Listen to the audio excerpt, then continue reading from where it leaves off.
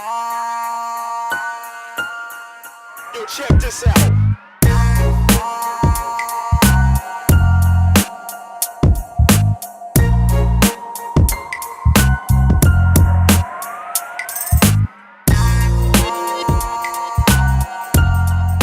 Hello everybody and welcome to another edition of the NBA Black and White Show with me, Max Whittle, and him, Jaydee Dyer. And of course, what else are we going to talk about today? The NBA Finals. The city of Cleveland wins its first major championship since 1964. The Cleveland Cavaliers beat the Warriors 4-3. But before we get to any of that, it's the first edition of What Did JD Do This Weekend? What did I do this weekend? Oh, I went to camping, didn't I? Oh, fantastic experience. I mean, thank you to all my friends that took me camping. Anybody that knows me knows that I'm very much a city boy, very much stay within London. But I went to the countryside this weekend and I had an interesting experience. So we'll put it that way. I think he's got some secrets. We're not going to find out. Anyway, today, the structure of the show. JD's going to say why he thinks the Cleveland Cavaliers won. 3 reasons. And for me, 3 reasons why the Warriors lost. JD, let's go. Well, before we start anything, I just want to remind all of our viewers that Max did make a bet with myself that the Cavs would lose this series in 7 to the Golden State Warriors. But, of course, Cleveland came through. Did we make a bet? Did we make a bet, though? I'm pretty sure it's on video somewhere. Yeah, it's on video, but I'm saying, what was the bet? What was the actual result? The bet was Nando's, probably? Well, we'll work it out. We'll look back at the video. We'll sort it later. We'll review it in New York and we'll look back, yeah? But before we start anything, let's turn around and identify the reasons why the Cavs won. And the main point is the reigning MVP, the finals MVP, that is Mr. LeBron James. I mean, the triple-double machine, the animal, the best player of our generation, and I think he claimed back his NBA by outperforming Steph Curry and the rest of the Golden State Warriors in this finals. Now, talk to me. How can you defend it? So, I'm going to agree completely. Oh, wow. So, LeBron, he thinks I don't like LeBron James. He doesn't like LeBron James. Don't let him lie to you. I think everyone has their reasons why people love and also hate LeBron James, but you cannot deny that what he did in this series, 41 points in Games 5 and Game 6, 82 and 2. Incredible. The third player in NBA history to get a triple-double in a Game 7 of the finals. The way he takes over a game, and he only really had Kyrie Irving with him. So I agree with you on this point. I completely agree. I think the defining moment of a great player is when you can elevate players that are around you that aren't as great as you, probably won't be all-stars, probably won't be remembered in 10 to 15 years, and make them win a championship, make them elite their game to a higher level, and that's what you saw with LeBron James. Yeah, so I agreed. My first point is Stephen Curry, so it's kind of it's the same point but the opposite. So the way the Cavaliers attacked him when he was playing defense and also when he had the ball. Let's start with when Curry had played D. It's one of his weaker points. He's not very good at playing defense. And Kyrie Irving and J.R. Smith, because Curry guarded Smith predominantly, they constantly attacked him. They constantly drove him. Kyrie, we saw, he's probably not the best point guard in the league because you can't really call him a point guard. But every time he had the ball, he drove at Curry. He tied him out. And you saw Steph started picking up these stupid tic-tac fouls. Of course. That was bad for him as well. And on the other side of the ball... Excuse me. That's okay. On the other side of the ball... He was unable, because they targeted him with pick and rolls, he was unable to get around Tristan Thompson. When Thompson switched on to Curry, for some reason, and it might be because he's hurt, he wasn't able to attack big guys who you'd likely see Curry beat in the regular season. That was my main reason why Golden State didn't win this series. You're putting it more down to Steph Curry's injuries and lack of performance more than great defense. No, side point, because there was a rumour that he's going to have shoulder surgery this off-season. Obviously, he had to deal with the knee and the ankle. And I know everyone's tired and everyone's injured this part of the year, but you've got to admit he didn't look like the Steph we saw. He didn't look like Steph. Well, I'll give him that. He didn't look like the MVP, the unanimous MVP in the regular season. The guy that was putting on 30 points per game. I mean, destroying defenses left, right and centre. He didn't look like the sharpshooter we know. I mean, he had glimpses of great performances and probably glimpses of what we know Steph can do.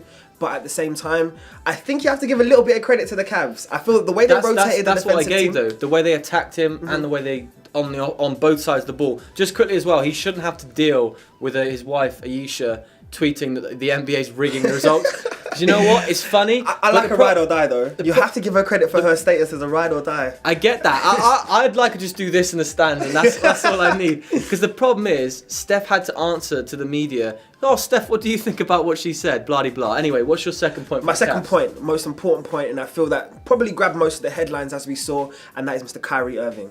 as you saw, he's come out, first round draft pick, probably the right reason as to why Cleveland saw or envisaged this moment right here when they picked him first overall. And now we've seen everything come into fruition. And what a great and humble young man. That's what I first of all want to turn around and commend him for. But again, when it came down to the big moments, Kyrie turned up and destroyed it with an absolute clutch three. And all we say, everything is deservedly on LeBron James, but Kyrie hit essentially the game winner because it was 89 all in that game 7 for about 3 minutes, and LeBron and Curry both missed 4 shots each. No one could hit a basket. So that three he hit was the absolute dagger. And what I saw in Kyrie this series was how good he is at driving and stopping on a dime and pulling up for a shot. Incredible. And with both hands around the basket. His change of such direction a good finisher. is unbelievable. I mean, everybody knows Kyrie Irving probably has the best handles in the league. Yeah. But what you saw was his ability to go into attack mode, to go into offense mode, and turn around and say, it doesn't matter if it's a big player, it doesn't matter if it's a small player, I'm still going to find a way to score. Yeah. And I feel like his finishing, as you turned around and said, around the rim with either hand, exceptional. So Mr. Kyrie Irving, we have to salute you. Well done. I'll give JD some love on this one. He completely outplayed Stephen Curry. There you go. I said it. I said it. Yeah, but it needed to be acknowledged because everybody went into this series kind of writing off the Cavs, turning around and saying because of what they saw from Golden State in the regular season, it was over. It was over. And as soon as the Golden State Warriors raced into a 3-1 victory, well, everybody thought the series was done. It was a matter of time, whether it was game 1 at the Oracle, game 2 at the Oracle, it was going to be done. And that was if they didn't win in Cleveland. Yeah. But I think you saw the heart. He was really good. He was really great. My second point is going to be where the series for me changed. Game 4, the Warriors go up 3-1. Draymond Green swipes at LeBron James. Let me have my point. And he gets suspended for Game 5. So picture this. No team has ever come back from a 3-1 deficit in the finals to win the NBA Finals. The Warriors are going back to Oakland where they've lost 1 game in the regular season. Just by the way, if you didn't know this, they lost 9 games all season. They lost 9 games in the postseason. So they're going home 3-1 advantage. The Cavs are in that locker room after the game. They've lost at home. They're deflated. There's no energy in that room. Suddenly, LeBron comes out. We need to get some sort of action on Draymond Green. He misses Game 5 and they lose. Steve Kerr admitted as much. That's where the series changed. And I'd just like to make one point because I do believe they would have won that Game 5 if Draymond played. But if you're not going to suspend Green for that Steven Adams kick, which I thought was a flagrant, you cannot give him a flagrant 1 for what he did with LeBron. If it was anywhere else, if it had gone for his knee or his foot, it's because it's the groin area, different situation. I feel like it was tallying up with Draymond. I feel like because of the way he plays, the intensity in which he plays in, and which is very much a credit to him because it rallies his team, it rallies, especially when they're at home, it rallies the whole of the Oracle. But he was tatting up little fouls everywhere he was going, little arguments with the referees, causing stirs here, causing arguments there, and very much a credit to the way he plays, as I said before. But it was a matter of time, and as you said, he should have been suspended from Steven Adams' kick. I'm not going to. I think so too, because look, whatever Isha says, I do believe the NBA wanted this to go more than 5 games. Of course they did. But I don't believe they sit around a table like me and JD do and say, oh, well, maybe we should suspend him so he can go another game. There was no definite answer as to would the Warriors lose if Green was out. But at 2-0 up, when the Cavs absolutely no-showed the first 2 games, and at 3-1, all the momentum was with Golden State. Anyway, enough of that one. Your final point, My third point, and this is another, probably a little bit of an obscure point, but it's something that we spoke about quite earlier, and I just want to give a massive amount of credit to Richard Jefferson. And this is going to sound very weird to a lot of people who don't really or are what we say casual fans. Richard Jefferson's impact within this series as a whole, in my view, was incredible. And especially with the second team. When it comes down to the second and the third quarters and you need to rotate and key players like LeBron are tired, Kyrie's tired, little sparks from Richard Jefferson, whether it be offensively, defensively, rebounding, and especially the limiting of Sean Livingston was essential to the Cavs winning this series. I mean, Sean Livingston, as we know, is a 6'7" point guard who pretty much outpowers, outmaneuvers, and body-wise can beat anybody, especially with his mid-range game and driving to the hoop. But when you put Richard Jefferson on him, who's probably a small forward, probably about the same build, probably a little bit heavier than him, it caused Livingston problems and limited his ability to, I would say, impact the second strings. Yeah.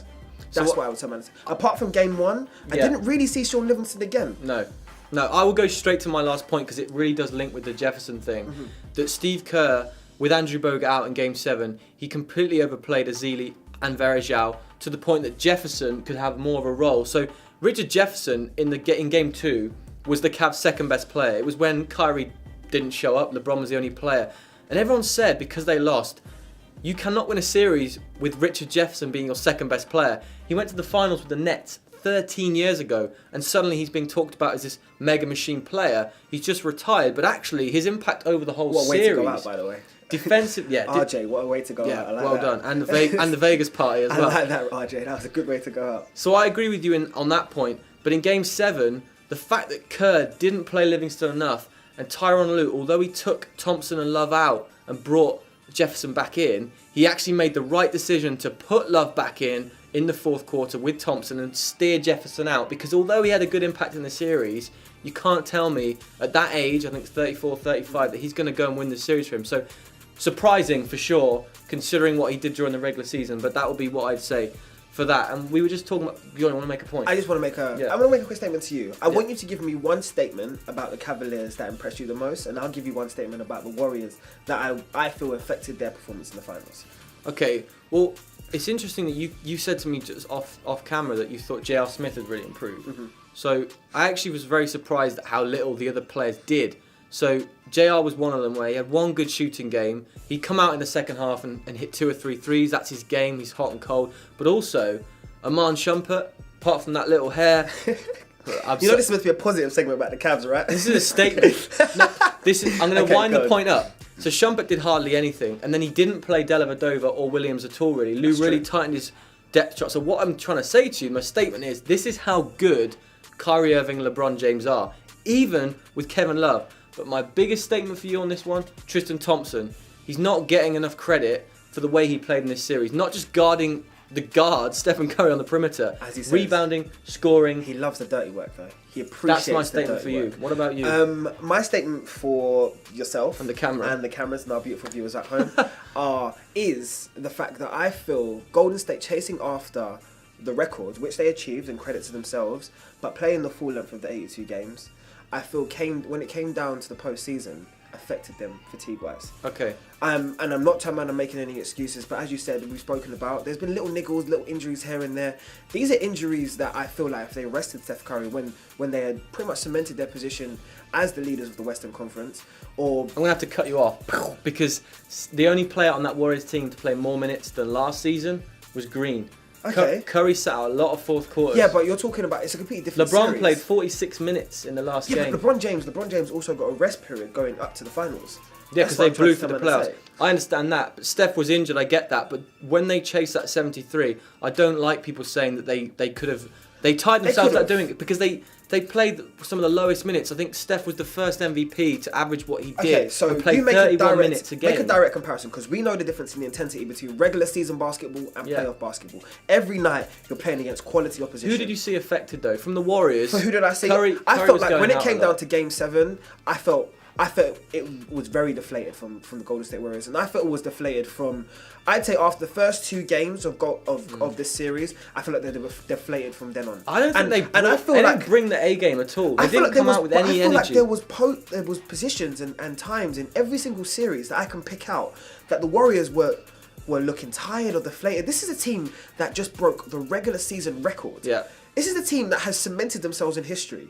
You get down to the clutch moments, and this is not a team that has never been here before. They won the championship last year, so everybody in that locker room understands what it means to be a winner, what is required to win a championship. So the only thing that I can make an excuse for, and the only thing that comes down to me, has to be physicality, and the Can I wrap that then? Can I wrap that? Because I would say that the Warriors, for everything they did in the regular season, they had such a weird postseason. Really strange. You started with the injuries, then you had Bogut going out. Draymond Green, would he not be suspended? Steve Kerr, I thought, was inconsistent throughout. They lost 9 games, as I said, the whole of the playoffs. That was the same as the regular season. They didn't look good. And the first 2 games, even though they wiped the floor with Cleveland, neither Curry or Clay had good games. And everyone said, wait till Thompson or Curry goes off for 40. It never happened. They never looked like they were going to beat the Cavaliers with energy, focus and attention. Did they get too confident or arrogant? I'm not sure. I'm not going to blame it on the 73 wins. I thought that was a fantastic achievement. And it should still stand in its own little bubble. But I'm going to agree with you on that. So where do they stand now in your just minds? Didn't bring it like the Cavs. Closing statement. Where they A stand now in your fantastic mind? regular season, but I think the media now are turning against Curry because every superstar gets this treatment. You build them up, then you bring them down. You saw it with LeBron. He hasn't won the MVP for a few seasons because he's not flavour of the month anymore. Steph Curry was that, and I think with the mouthguard throw, with his wife tweeting, thinking she's more important than she actually is, with the behind the back passes, the lackluster turnovers. I think some people are starting to say, well, Curry, he had his season, but he's got to keep working. Don't get too cocky. That's what I would say. Closing statement. LeBron James claimed his NBA back. Nando's.